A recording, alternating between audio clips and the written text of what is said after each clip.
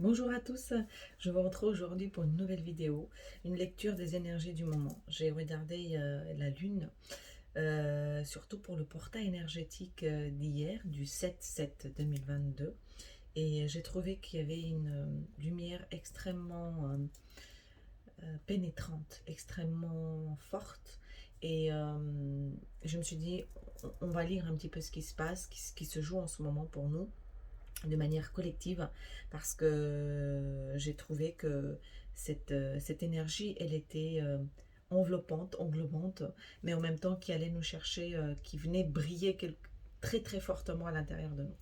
Voilà, et pour ce faire, j'ai, comme à l'habitude, j'ai pré-tiré les cartes.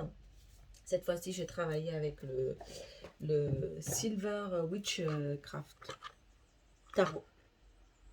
Et avec un joli oracle que j'ai trouvé, l'oracle des moments mystiques que vous voyez à l'envers. Il est très féminin, très joli. Et puis j'ai demandé deux cartes conseils avec le féminin sacré. Alors ce sont des cartes assez féminines, hein, très artistiques, je vais vous les montrer.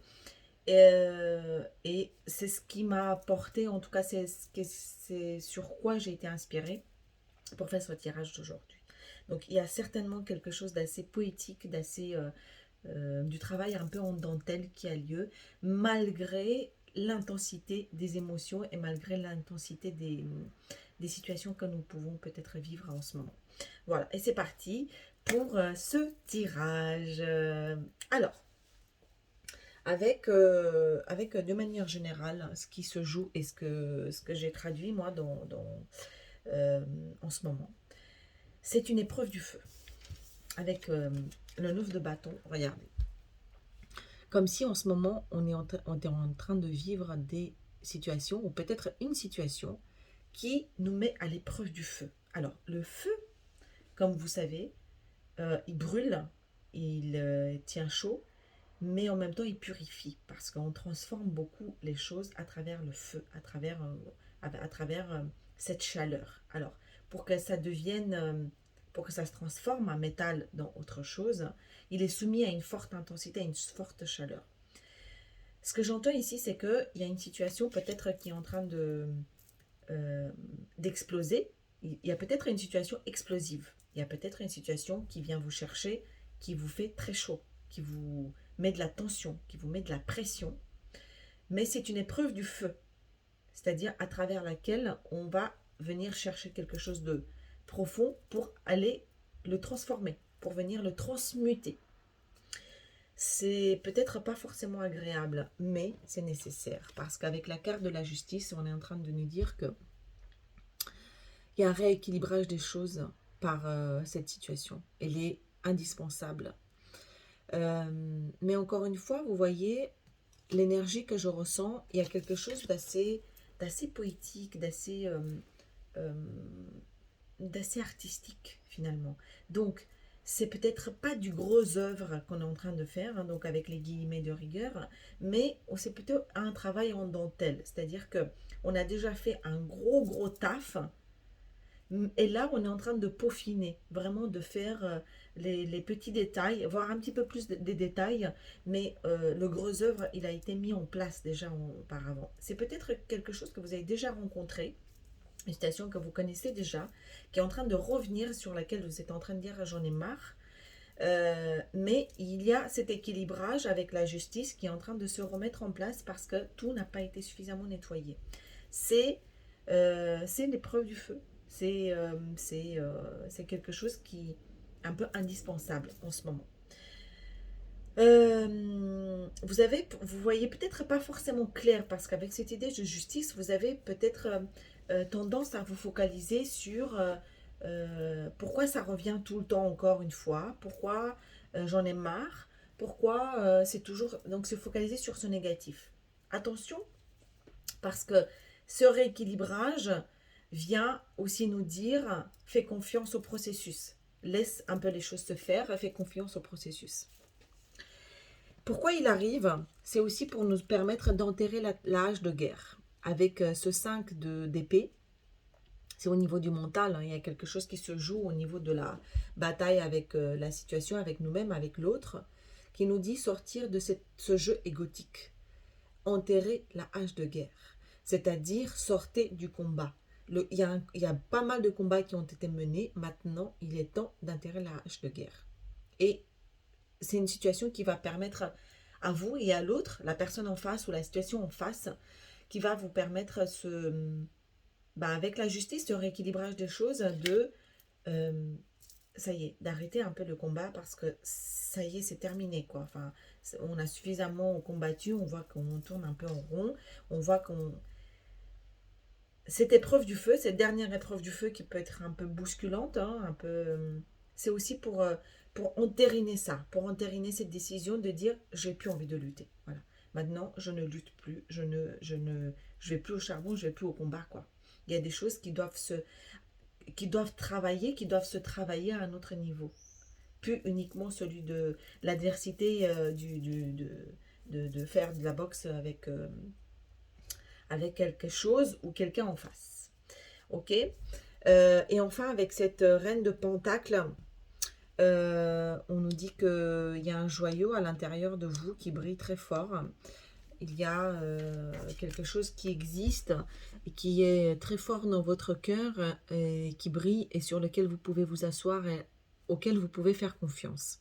Alors, faites confiance au processus et surtout faites-vous confiance parce que ça va porter ses fruits. On va voir plus loin, mais c'est ce qui fait que vous brillez si fort et c'est ce qui fait que du coup, c'est ce qui est à l'intérieur ici, sur lequel vous êtes solidement assis, qui vous porte, qui est vraiment au centre de votre essence, de votre personne, qui va faire que ça va connaître un dénouement positif pour vous et aussi pour le reste. Donc tenez bon, c'est quelque chose qui est vraiment ancré et on vous félicite d'avoir tenu aussi bon, aussi longtemps, d'avoir fait face à toute cette situation qui revient en boucle, qui vous dit c'est ce qui est votre joyau intérieur. Ne perdez pas espoir et surtout gardez la foi parce que c'est en train de s'équilibrer, vous allez voir le résultat prochainement. Waouh, on sent que y a du lourd, il y a quelque chose qui a fait peut-être appel à beaucoup de persévérance. Et c'est ce qui va payer finalement. Alors, qu'est-ce qu'on nous dit avec l'oracle des moments mystiques? Vous voyez, avec ça, on vous montre, donc, il y a cette dame qui dit que tout est connecté. En fait, c'est à travers vous êtes connecté au tout et vous faites partie du tout. Donc, ce qui arrive, ça a certainement une raison qui vous dépasse et qui nous dépasse tous, et que ça a forcément une incidence. Ce qui se joue en nous, ce qui nous arrive, c'est relié à un tout plus global. Donc en fait, il y a des choses qui doivent aussi guérir à travers vous, qui doivent aussi faire ce cycle de vous connecter à la situation, au monde, et le monde qui change à travers vous, et vous qui changez à travers le monde. Donc en fait, c'est une espèce de boucle comme ça, sans fin. Et pour dire que vous n'êtes pas forcément seul, que ce que vous vivez, c'est pas dénoué d'un certain processus plus global, que c'est pas anodin en fait. Voilà, donc il y a des choses qui se mettent en place à un autre niveau et qui font partie d'un tout plus global, plus universel que notre propre personne ou ce que nous sommes en train de vivre juste en ce moment-là précis. La rose blanche de l'espoir et l'élixir de vie. Donc la rose blanche de l'espoir. Donc qu'est-ce que je vous disais tout à l'heure? C'est garder espoir parce qu'il y a cette lumière qui est en train de venir vers vous, d'éclore. Et c'est uniquement en la regardant qu'elle prendra naissance et qu'elle prendra vie. Donc dans cette... vous voyez, regardez. Dans la justice, ici, il y a la personne qui a les yeux bandés, qui a tendance à regarder forcément vers l'ombre, vers l'arbre qui n'est pas illuminé, qui n'est pas... vous voyez, mais parce qu'elle a les yeux bandés. Donc la justice est en train d'équilibrer les deux forces, l'ombre et la lumière, de rééquilibrer les choses. Et on vous encourage en fait à regarder vers la lumière. La lumière, qu'est-ce que c'est? C'est le positif d'une, c'est la vérité. Après, vous allez me dire, la vérité, elle est subjective, mais il y a une espèce de vérité que la reine de Pentacle, celle que je vous ai montrée tout à l'heure, là, qui est là en elle, et la vérité, elle est dans son cœur. Elle n'est pas là, parce que ici, dans le mental, on a toutes sortes de filtres qui sont dus à chacun, à la propre personne. Mais ce qu'il y a dans le cœur, c'est pur. Et on a souvent tendance à confondre les choses.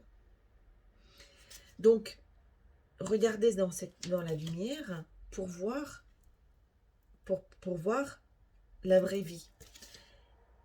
Parce que c'est ce qui va redonner finalement vie. Avec l'élixir de vie, c'est ce qui va permettre que ça va réinjecter ça va vous remettre dans ce cycle finalement fluide et naturel. Donc, surtout, tenez bon, regardez la lumière et regardez la vérité. Parce que la vérité, elle est dans le cœur. Elle se trouve vraiment au plexus solaire, au plexus du cœur. Wow. Avec le tarot du féminin sacré, j'ai demandé un conseil. J'ai eu 2 cartes. J'ai eu les étoiles et j'ai eu le 3 de coupe. Alors, il y a plusieurs choses ici. Les étoiles, c'est un message d'espoir. Donc, en fait, c'est la 3e fois qu'on a ce message d'espoir. Il y a peut-être une situation de découragement, peut-être à l'épreuve, liée à l'épreuve du feu ici, que l'on vit, qui vient nous chercher, qui vient nous bousculer, qui vient nous balloter de l'intérieur. Et peut-être c'est cette notion de garder espoir, garder foi qui est très importante ici. Croyez-en à votre bonne étoile. Pourquoi? Parce qu'avec le 3 de coupe, regardez, le temps de chacun arrive. Il y a une coupe qui est destinée à chacun et votre tour arrive. Cette image, elle est très jolie parce qu'on voit que il y a un moment pour chaque chose et le moment qu'on attend tant, cette reine de Pentacle est là dans son cœur ici, qu'elle sait, il arrive et il est certain. Et ce sera le moment de célébrer parce que vous avez eu raison d'écouter votre cœur et de regarder la vérité qui se cache, qui se trouve vraiment dans votre cœur. Agir selon le cœur, c'est avoir du courage. Parce que le courage vient du verbe latin correre ou du cœur. C'est vivre selon son cœur, qui demande forcément du courage. Il y a beaucoup d'émotions dans ce que je dis parce que c'est aussi le message qu'on nous transmet ici. C'est ta persévérance aura payé parce que tu auras écouté ton cœur et tu ne te seras pas travesti. Et ça paye. Tôt ou tard, mais ça paye. Voilà, chers amis. Donc, si je dois résumer le tout, j'ai envie de dire, c'est cette épreuve du feu, ça permet un rééquilibrage des choses. Enterrer la hache de guerre, donc ne plus être dans le combat et laisser les choses agir. Écoutez la vérité de votre cœur et surtout focalisez-vous sur cette lumière, sur la lumière du cœur parce que c'est ce qui nous maintient en vie. C'est ce qui nous ancre, c'est ce qui nous permet d'agir nous dans ce monde et ce monde agir à travers nous. Faites-vous confiance et surtout ne perdez pas espoir parce que le temps de la récolte, le temps de dire que finalement tout ça a eu une raison d'être est en train d'arriver. Voilà, chers amis, je vous souhaite tout le meilleur et surtout, croyez-en à votre bonne étoile. Je vous dis à très bientôt. Bye bye.